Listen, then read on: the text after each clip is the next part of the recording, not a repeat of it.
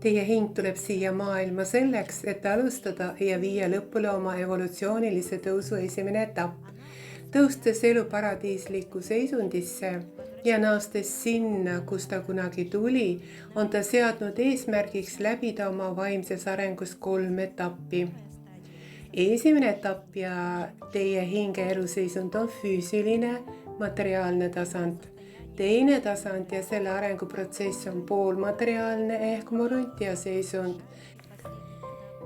Ning teie evolutsiooni arengu kõige viimane lõplik etapp on teie hinge vaimne seisund, kus teie hing, arenedes vaimse tõusu ja kõrgete vibratsioonide protsessis, avades endas jumalikkuse suursugususe ning teostades loova jõu võimsust kosmoses, naaseb sinna, kus ta kunagi tuli sellele planeedile, mis alustas oma evolutsiooniprotsessi mikroelemendist ja mikroorganismist.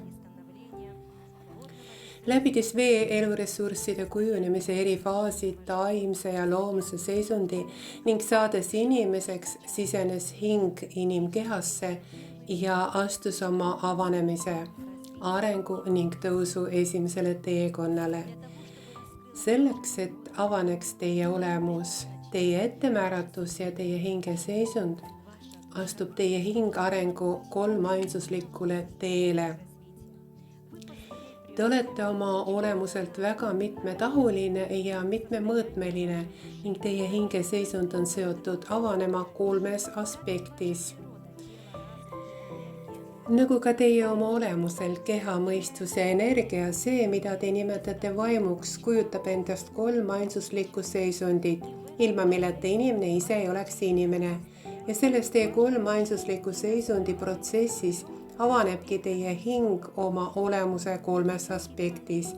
Füüsilisel elutasandil, morontia tüüpi, poolmateriaalsel tasandil ja teie hinge elu evolutsiooni vaimsel tasandil.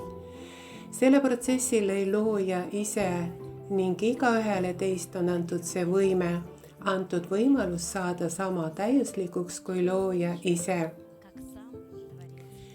Teie hingel ei ole sõnu, ta ei räägi teiega sõnadega, ta räägib teiega tunnete ehk teie sisemise tundlikkuse kaudu, kuid see tundlikkus on arenenud ainult vaimselt arenevatel inimestel. Tundlikkus on esmane üleloomulik võime, ülim võimalus kuulda oma hinge.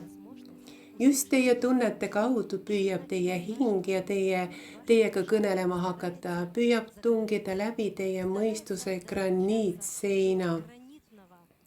Ja sel viisil loob ta teist niinimetatud esmaseid impulsse. Neid impulsse tunnetate te intuitsioonina. Just intuitsioon ongi teadmiste ning teie ja teie hinge vahelise vestluse esmane allikas. Kui teiega räägib intuitsioon, ei jõua mõistus veel sekkuda. See tähendab, et te saate impulsi veendumuse, sisemise teadmise, sisemise kindluse, et see nii on, ilma et oleksite jõudnud sellele veel mõeldagi. Mõte sünnib hiljem, pärast seda, kui olete mõelnud, kuid mu sõbrad, egoistlik mõistus ei maga ja sageli lülitab ta oma programmidesse mingi mõistmise, teadvustamise, arutlused, kaalutlused selle küsimuse üle, mida te oma hingelt küsite.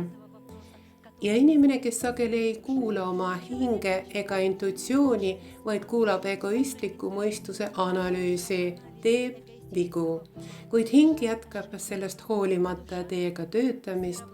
Hing ei aita igat üht, ta tahab kogemust, ta tahab arengut, ta tuligi siia sellesse kehasse, sellele füüsilisele tasandile, kuid teil on peale hinge veel ka mõistus ja meel.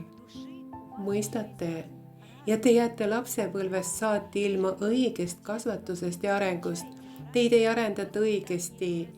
Ja kui seda, mida mina teile õpetan, õpetatakse koolides, lasteaedades, instituudides ja ülikoolides, oleksid teie hinged praegu juba väga kõrgel arengutasemel.